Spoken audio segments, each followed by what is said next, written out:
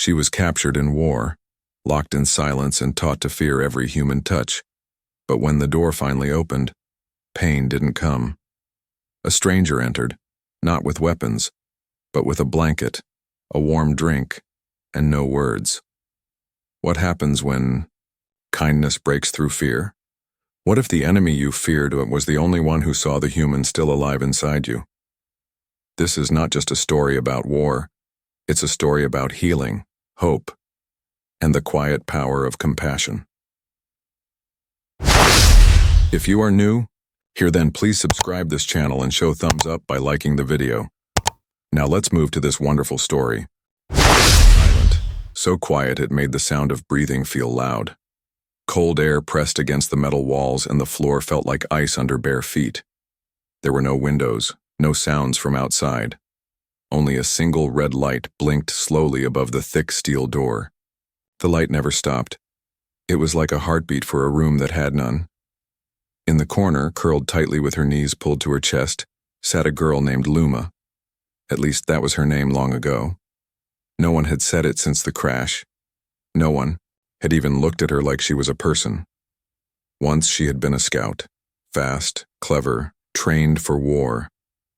Her people had sent her to watch, report, survive. She had done that, until the ship was hit, until the flames came, until the ground rose, up in crushed metal and bone. She had crawled from the wreckage with blood in her mouth and smoke in her lungs. Then they found her, the humans, the enemy, and they didn't kill her. That was what frightened her the most. She had heard the stories. Everyone in her unit had. Humans were ruthless, cold, known for breaking spirits before they broke bones. They enjoyed silence, then screams. They liked to twist the mind, weaken the will, and then destroy the body. It was a way of war that worked. Everyone feared capture. So when the humans took her alive, she knew what was coming. But nothing came. They locked her here in this cold metal room. They gave her food, but she didn't eat it. It could be poisoned. It could be part of the game. They said nothing. Not a word.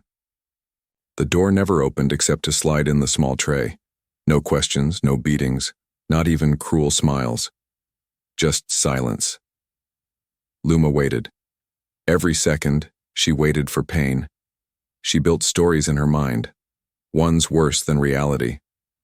What would they do? First, strip her of memories, inject her with confusion, use machines to pull thoughts from her head. She had seen that happen to others. She'd heard their screams. That was the fear sitting on her chest like a stone.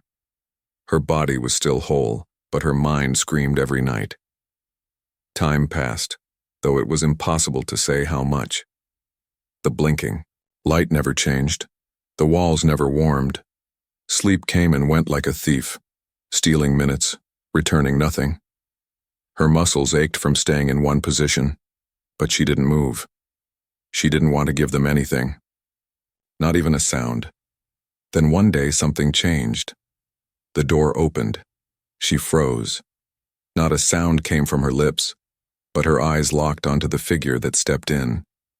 He was tall, taller than her people. His skin was a soft brown, and his hair was cut short. He wore a thick jacket that looked worn at the sleeves. No weapons, no mask, no guards behind him. Just him. Alone. Luma's breath slowed, her muscles tightened. This was it. It had begun. But the man didn't come closer. He knelt down, carefully, like someone who didn't want to startle a wounded animal. From the small bag he carried, he pulled out something soft and folded. It was a blanket. Plain. Faded blue. He didn't speak. He didn't look angry. His face held no hate, no amusement, no threat. He placed the blanket on the floor, not near enough to touch her, but close, enough for her to reach. Then he stood, turned around and walked back to the door. It closed behind him with a soft click. Luma didn't move. Her heart pounded in her ears. What was that, a trick? A test? Was the blanket poisoned? Was it meant to track her? Or was it just a blanket? She stared at it for a long time. Minutes? Hours? She didn't know. Eventually, her fingers inched forward. Slow, careful. Her hand hovered over the fabric, expecting pain. Nothing happened. She touched it. It felt real. It felt soft. She pulled it toward her chest and wrapped it around her shoulders. Warmth. She hadn't felt it in so long that it almost hurt. She sat like that, wrapped in a piece of fabric that felt like memory, and stared at the floor. Something shifted in her chest. Not pain, not fear. Something else. Confusion. A question that took shape without words. Why? The next day, the door opened again. Her eyes opened fast, but her body stayed still. The same man walked in. Again, no weapons. He carried a metal cup. Steam rose from it. A smell reached her nose, sweet and strange. He placed the cup gently on the floor, looked at her, nodded once, and left. She didn't touch the drink at first. She stared at it, waited for the door to open again, for someone to rush in. Nothing happened.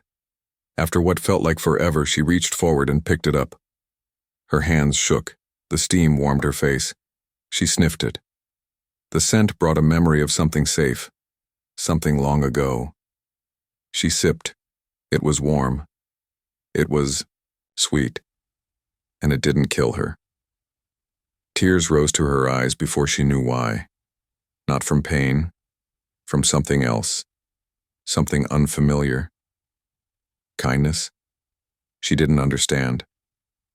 But that night, before sleep finally found her, she whispered one word to the silence. Why? The next morning, the air in the room felt different, though nothing had changed on the outside. The walls were still metal, the light still blinked above the door, and the floor was still cold. But inside Luma, something had moved.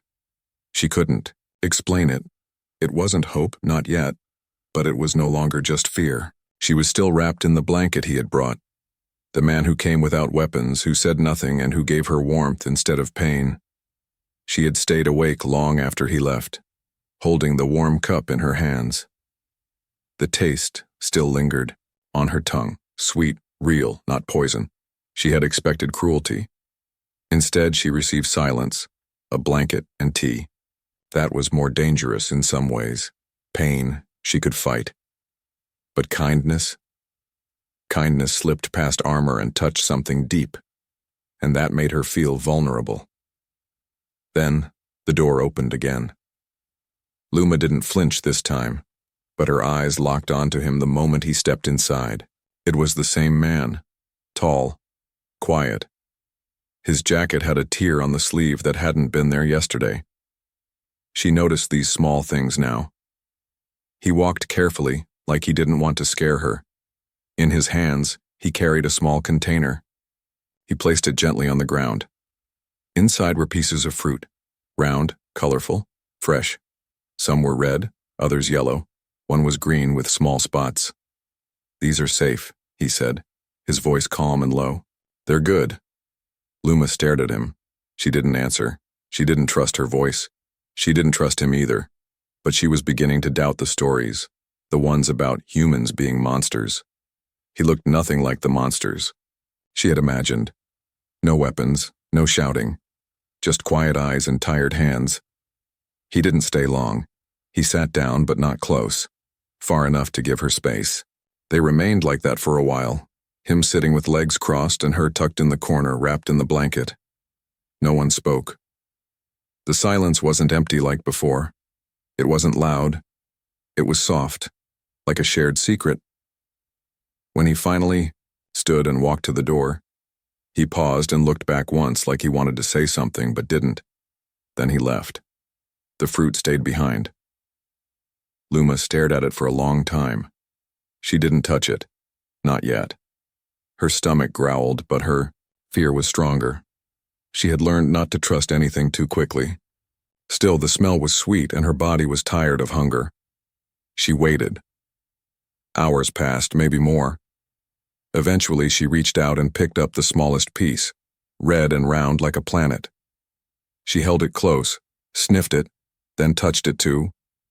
Her lips, it was soft, juicy, sweet. Her eyes widened. It tasted like something from home. Her people had fruit too, though not this kind. It was a rare treat, something shared during festivals. This reminded her of those times. Her sister laughing, her mother singing, her father clapping his hands to music. That was before the war, before the training, before she became a scout, with a blade in her hand and a name no one said anymore. She finished the fruit slowly, carefully. Then she leaned her head back against the wall and closed her eyes. She didn't sleep, but she drifted in and out of old memories. The warmth of the blanket still wrapped around her shoulders, the taste of something sweet still on her tongue. The next day, he returned again. This time he didn't bring anything. No tea, no fruit, just himself. Luma felt a flicker of disappointment, and she didn't know why. She didn't even want him here, not really. Or maybe she did. She didn't know anymore. He sat in the same place as before. This time, he spoke. "My name is Rowan." She looked at him, said nothing. The name meant nothing to her, but it made him feel more real. Not a soldier, not a monster, just a person. A man with a name and quiet eyes. She didn't give her name in return. She wasn't ready. It was still locked somewhere deep inside her, behind walls she didn't know how to lower. Rowan didn't ask for it. He just sat, like before. No questions, no demands, just presence. Luma studied him closely now. His face had small lines near his eyes, not from age but from worry, maybe from sadness. His hair was a little uneven, like he had cut it himself. His hands looked rough but clean. There were faint scars on his fingers. She wondered what he had seen in the war, who he had lost, what made him different from the others. The silence between them didn't feel like a test anymore. It felt like a place to rest.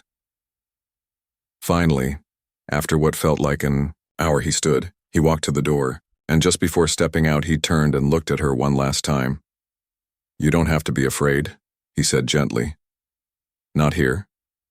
Then he left. The door clicked shut. Luma stared at the spot where he had sat. She didn't move for a long. Whereas that night, for the first time since being captured, she slept. Not deeply, not peacefully, but enough. And when she dreamed of voices. Of home. Of her mother brushing her hair. Of the sky full of soft light. She woke up with tears in her eyes, warm tears that didn't come from pain. Something had changed. She wasn't sure what it meant yet, but it had begun.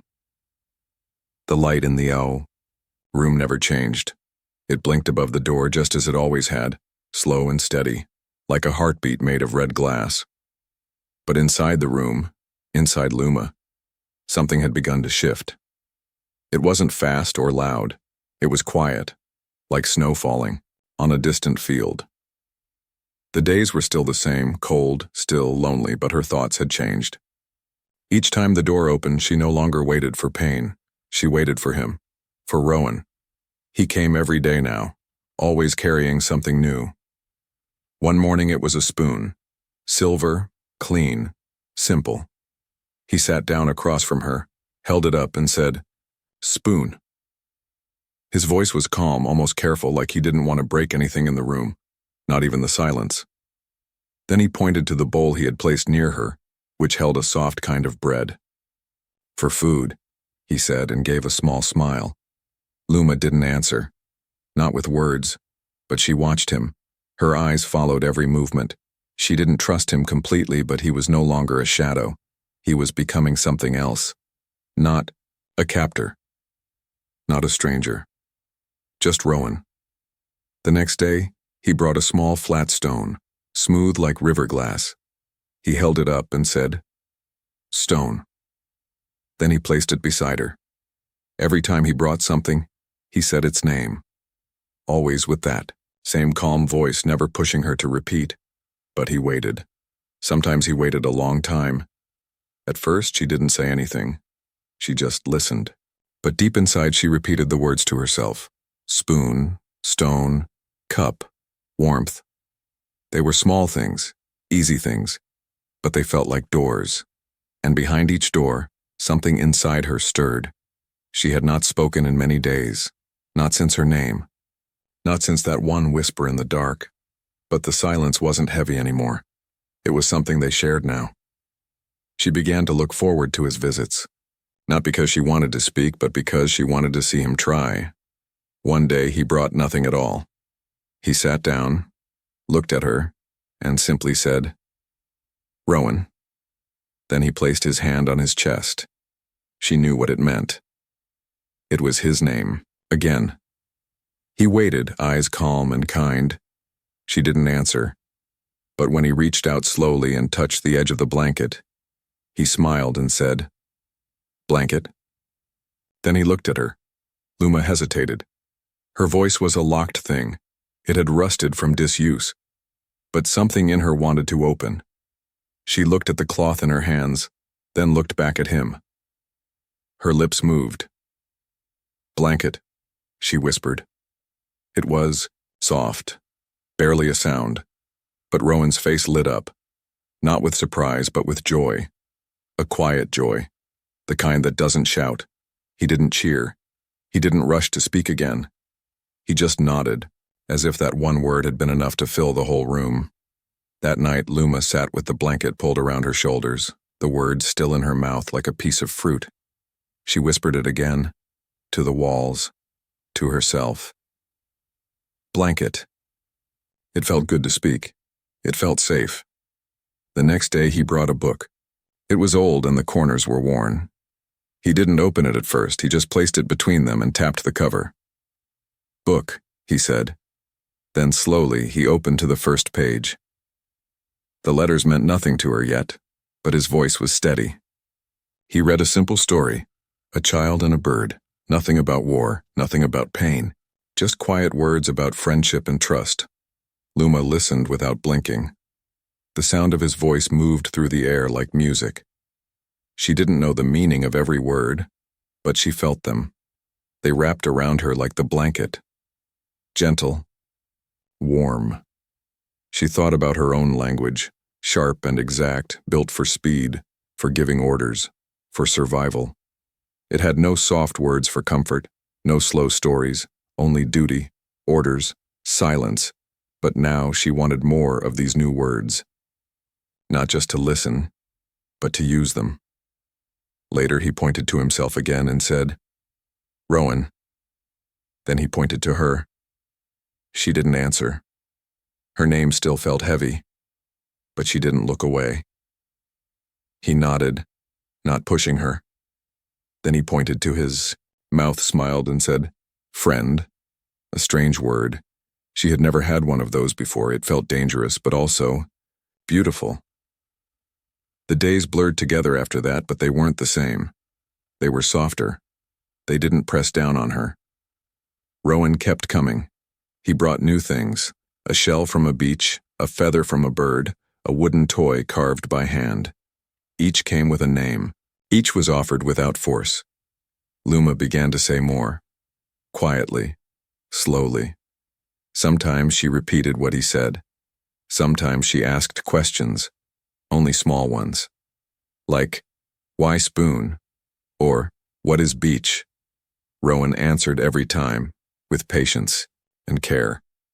One evening he brought a mirror, not large, just enough to see her face. She hadn't seen it in a long time. Her eyes were different now, less sharp. Her mouth was no longer always tight. Her face didn't belong to a soldier anymore. It belonged to someone learning again. She touched the glass and whispered, "Luma." Rowan heard her. His smile was gentle. He didn't say anything. He didn't need to. Words had begun to grow between them like roots in the earth, slow but strong. And even if the world outside the room remained silent and cold, something inside her had finally found a way to speak. The days moved gently now, one into the next, like ripples on calm water. The red light still blinked above the door, but Luma no longer watched it. She watched the door instead, waiting, not with fear, but with a quiet hope she didn't fully understand. Rowan came every day, always at the same time, always with something new to share. A small object, a new word, a short story. Sometimes he brought music, soft and slow, from a device that glowed faintly. She didn't know the words in the songs, but the sound made her chest feel less heavy. They didn't need many words between them. Rowan never pushed. He never asked questions about her past or demanded explanations.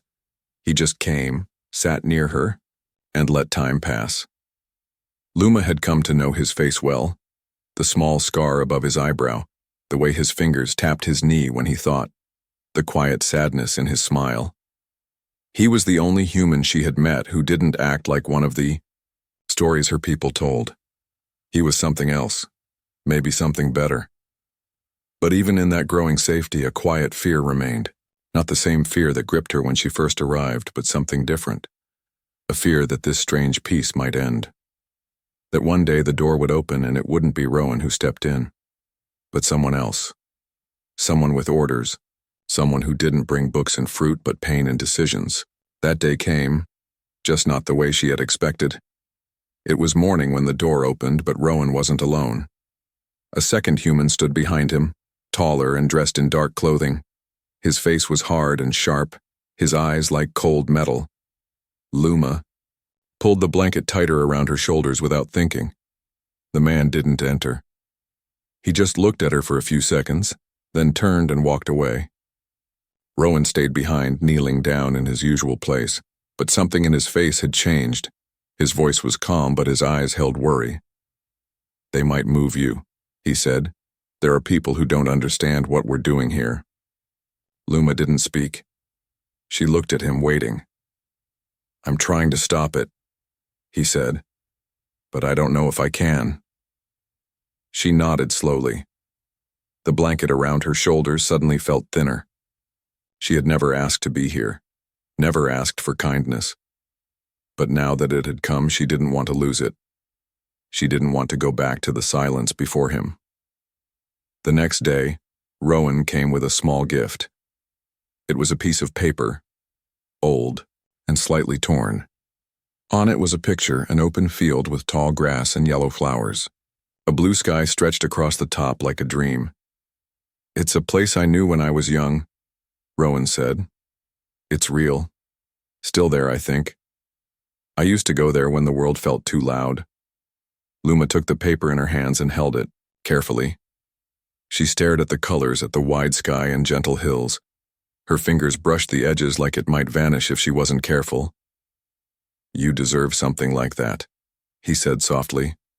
"Somewhere peaceful." She looked at him for a long time. She thought about all the days they had spent together. The small words, the warm drinks, the quiet music, and the silence, the good kind, that they had shared. She thought about the first time she had whispered her name, about the taste of the red fruit, about how her voice had come back slowly like sunlight after rain. And then she did something she hadn't done since before the crash. She stood up. Rowan's eyes widened a little, but he didn't speak.